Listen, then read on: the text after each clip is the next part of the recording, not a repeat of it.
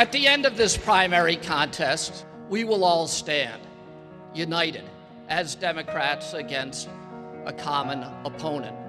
And even as we battle each other from now to March, there will be moments like Charlottesville, Virginia, where we'll pause for a moment and we'll stand not just as Democrats, but much more importantly, we'll stand together as Americans.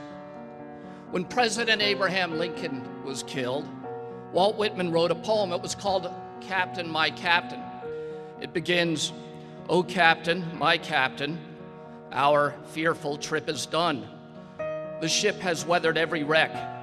The prize we sought is won." Whitman's poem, it was a metaphor for Lincoln's life, and most importantly, his death, which comes right as he is about to achieve victory on the battlefields during the Civil War. No matter where you grew up, we were taught at an early age to revere the life of President Abraham Lincoln because he gave his life to the cause he thought was more important than any other, which was to hold us all together in a single union, and in so doing, give us all greater freedom. That poem by Walt Whitman, that was part of what we learned. It helped set the tone for our reverence for Abraham Lincoln. It helped set the tone so we understood Abraham Lincoln's life, set the tone for the reverence that we should have for the country we are all lucky enough to be part of. Where is that tone today? Where is that reverence today? In Charlottesville, Virginia, the people there, among themselves, collectively they decide to take down a statue of Robert E. Lee. And outsiders come in, white supremacists, neo-Nazis, they come in to intimidate, in essence, to terrorize those people into changing their mind. A young woman is killed, 2 police officers are killed, and trying to keep calm in the community they love. What does the President of the United States do?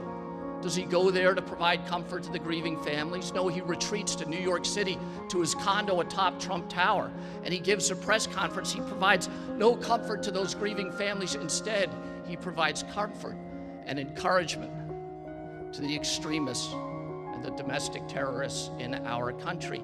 And then he has the nerve to ask, well, where does it end? We take down one statue, where does it end? I'll tell you where it ends. When we have a time of moral upheaval in our country and there's no moral leadership from the president. When we have a time of civil unrest and there's no civility coming from our president. Mr. Trump, it does not end in Charlottesville, Virginia. It ends close to that, Northern Virginia, on the banks of the Potomac River, where I've spent countless hours on my knees as a small child, looking up into Robert E. Lee's home, kneeling at the grave of my father, kneeling at the grave of President Kennedy, looking up that hill and seeing Robert E. Lee's home there, which, as many of you know, is now Arlington National Cemetery. At the end of that poem, Whitman says, he says, "My captain does not answer. His lips are pale and still. He does not feel my arm. He has no pulse or will." Today it seems that in these current issues in Charlottesville and elsewhere, we have a president whose pale lips are still, and what's worse, he lacks heart and he lacks will.